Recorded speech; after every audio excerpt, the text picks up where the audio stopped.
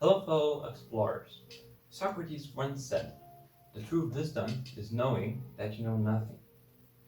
Today we're going to talk about the basics of philosophy, different types of philosophers, what's philosophy, and how to argue using the deductive argument. Let's start. Philosophy comes from a word philosophia, which means the love of wisdom, but it is much more than that. It is a discipline that uses reason and logic to go deeper into life and death, tragics, morality, and different types of questions, like what is the essence of everything, and why do we live the way we do? Philosophy is about questioning everything that you may know is right. It may be not. And in medieval and ancient times, we improved through philosophers, because when society thought that everything was right, philosophers denied it, some of the things. And that is how we improve, by denying things that you may think as obviously known and right, and then trying to learn new things. And yeah, that is the way to improve. But you didn't question the great philosophers, because the times were different, and maybe your thinking was quite different from today's. Many philosophers like to think about many different unanswerable questions, because they didn't do it only for the people, they didn't do it for the answers, they did it to find the biggest truth of everything.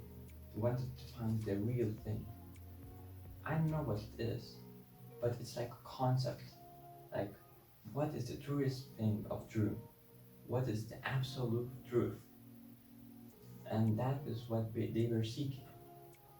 Most of them never got to know the answer. Now let us talk about philosophers. The first philosophers were Greeks, and the most famous ones were Democritus, Heraclitus, Socrates, Plato, and Aristotle. And there were many more, but some of them didn't succeed. So let us talk about the ones which failed, and why did they fail, and how different they were from the successful ones. Now let's talk about Thales, the first philosopher of the Western canon. Thales is best remembered for his Metaphysics, which argued that everything is made from water, and water somehow constituted all other elements, which is a bit crazy, no? And he left no teachings, no writings, nothing. All we know from him is by Aristotle's writings, and scientists think that Aristotle misinterpreted his teachings. So the problem was that he had a lot of students that knew everything he was thinking and saying, and he left no writings and teachings. So people may have known him then, but not so many now. And that's the problem with him. Now, a bit different philosopher. Let's talk about Alexinus. So Alexinus was a Greek philosopher that was so sure of his greatness that he moved to Olympia just because he thought that the name school Olympian wouldn't make sense without the locale change. Unfortunately, he was a bad administrator, and his school ran out of supplies and therefore students. He just bankrupted, and that's why he failed. So you can see that the real differences between the Greek philosophers and the unsuccessful ones were truly not that different. It may have depended on writing or financial skills. So you can actually listen to other philosophers' teachings, not the most famous ones. They may have taught something great. Now we are going to learn about the four main different branches of philosophy. So let's start with metaphysics. Metaphysics learns about the physical universe and the ultimate reality. One of the examples of philosophers were Aristotle. He was a metaphysicist. Epistemology. Epistemology learns about how people come to know what they do, and what do you know? Plato was an epistemologist. Now, axiology. Well, axiology is the study of fundamental principles and values. Two main branches of axiology are ethics and aesthetics. And the fourth one, logic, and I think it's the most important one. It is what distinguishes us from animals, and that everyone uses for the reasoning, deductive argument, and everything else. Philosophers use this the most, and I think that it's very important because it is how we are supposed to be. We are logic animals, and I think that without logic, what would there be? It would just be simple actions without thinking.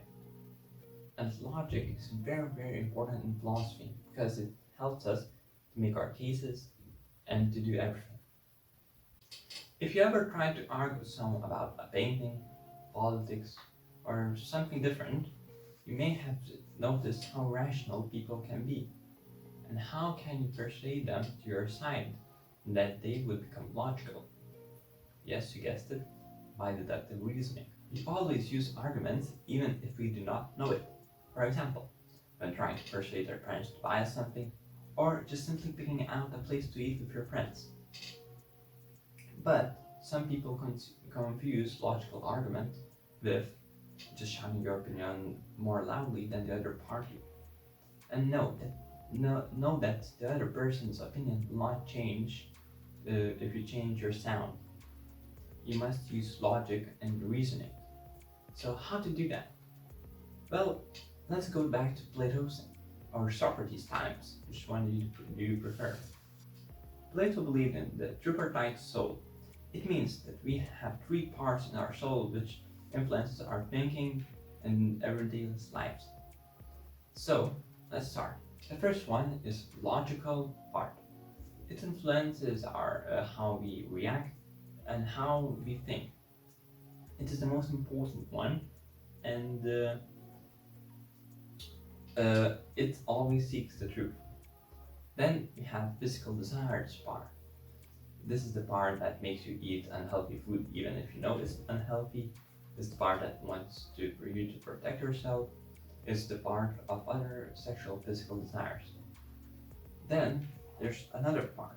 It's the emotional and spiritual part, and it influences how feelings make us take action. We may not believe in this. We may not believe in these parts anymore, but we still understand that something influences our thinking and doing. And this is probably it, because it may not be the soul's parts or anything like that, but it's still logical, it's still rational, it's still physical, and it's just desires. So, let's learn to use this. Let's get to the part where we learn how to argue. So, our argument should be made out of premises. And premise is a proposition used to justify a conclusion. So, premises should support your conclusion, otherwise your conclusion might become flawed. So, let's take an example. First premise, most trees make oxygen. Second premise, I am not a tree, therefore I cannot make oxygen. Well, this is a valid argument, but are there not valid ones? Let's check this out. The deductive argument states that if all your premises are true, then your conclusion must be true too. But let's take this example. Most trees make oxygen. I am not a tree, therefore I breathe out carbon dioxide. Well, as you may have noticed, there is the conclusion and the premises are true.